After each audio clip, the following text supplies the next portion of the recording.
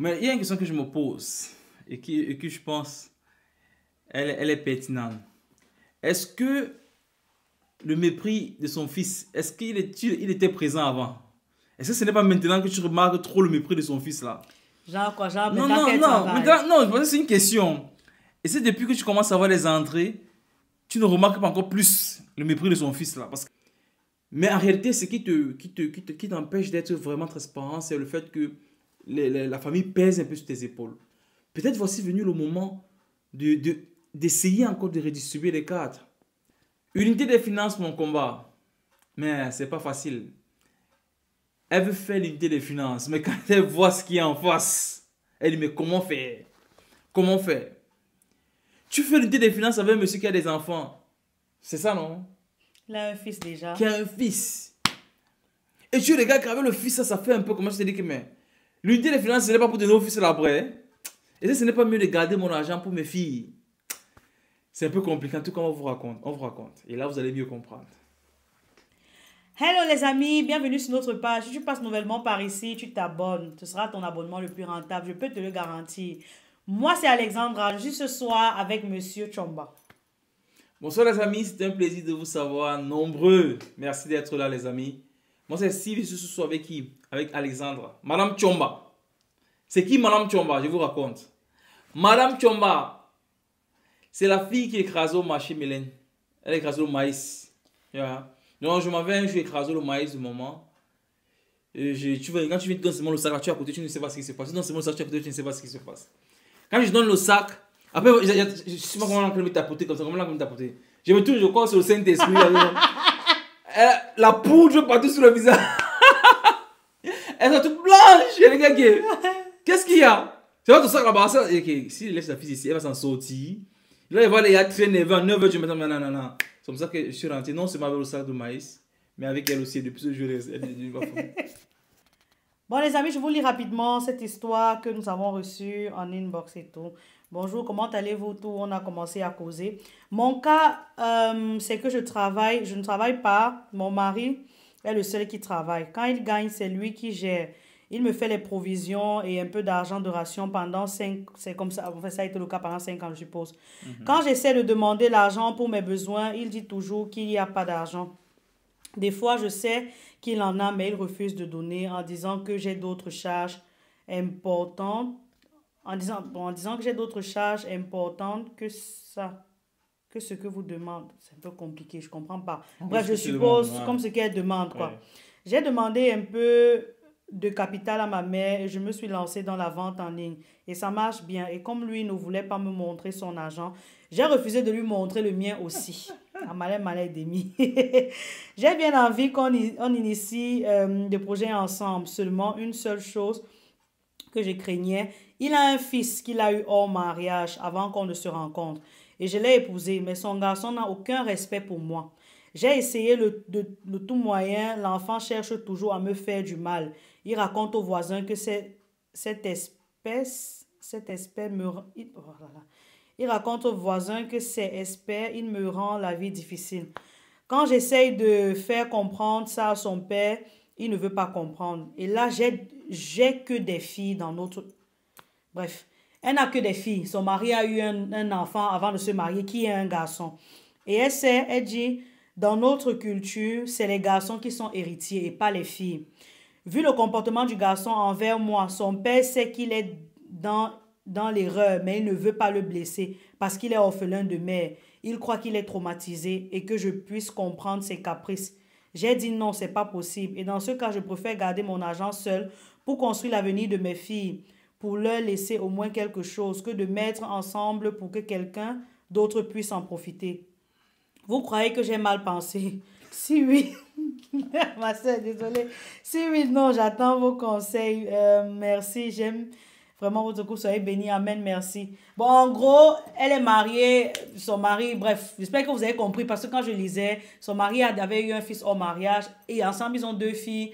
Et avant, il ne travaillait pas, maintenant il travaille. Son mari ne lui montrait pas ses finances quand il travaillait, donc elle a commencé à ne lui montrer pas aussi. Elle a voulu au moins faire des projets avec lui, mais sauf qu'elle se rend compte que le garçon que son mari a eu avant de la connaître est très méprisant vis-à-vis d'elle et son père n'arrive pas à être un peu Ferme. ferme avec son garçon. Et elle sait que dans notre culture, ce sont les garçons qui irritent. De peur de se mettre avec son mari, on met tous les projets. Après, c'est le garçon-là qui irrite, qui ne la respecte pas, qui ne l'aime pas. Ce sera difficile pour ses filles. Donc, elle préfère épargner de son côté pour ses filles. Monsieur Chomba. Oui, ton histoire. Mais il y a une question que je me pose et que je pense, elle est pertinente. Est-ce que le mépris de son fils, est-ce il était présent avant? Est-ce que ce n'est pas maintenant que tu remarques trop le mépris de son fils là? Genre quoi, genre Non, maintenant non, qu'elle non, travaille. maintenant, non, parce que c'est une question. Et c'est depuis que tu commences à voir les entrées, tu ne remarques pas encore plus le mépris de son fils là. Parce que avant, tu n'as pas précisé ça avant. Mais depuis lors, en fait, c'est une hypothèse, hein. Ça peut être le cas. Plus sérieusement, ça peut être le cas. Peut-être tu commences aussi à vouloir voir les pouces sur la tête d'un chauffe. Tu commences à être un peu plus regardant. Tu veux. Parce que tu veux maîtriser un peu tes finances. Peut-être aussi. Parce que tu es avec lui depuis. Tu savais qu'il avait un enfant depuis. L'enfant ne te méprise pas aujourd'hui, si c'est le cas. Ça veut dire que c'est depuis le départ qu'il le fait. Mais malgré cela, tu as quand même épousé son père, tu vis, tu es avec lui. Ça veut dire qu'en fait, tu savais que tu peux maîtriser. Tu peux maîtriser la situation. Maintenant, s'il ne te respecte pas, il y a des choses qu'il faut faire. Il faut inviter d'autres personnes. Si tu essaies de voir avec son père, tu sens que son père a une faiblesse par rapport à lui. Il a peut-être des tantes. Tu es la maîtresse de maison. Je crois que tu peux mettre de l'ordre dans ta maison si tu le veux. Mais je veux surtout pas que tu prennes pour alibi le fait que tu commences à travailler pour pouvoir maintenant commencer à manigancer. Et je peux aussi comprendre, tu as dit aussi quelque chose tout à l'heure, il ne te montrait pas ton argent, tu ne veux pas montrer également. C'est normal. Mais le problème aussi ici, c'est que il faut souvent faire attention quand une personne travaille, l'autre ne le fait pas encore.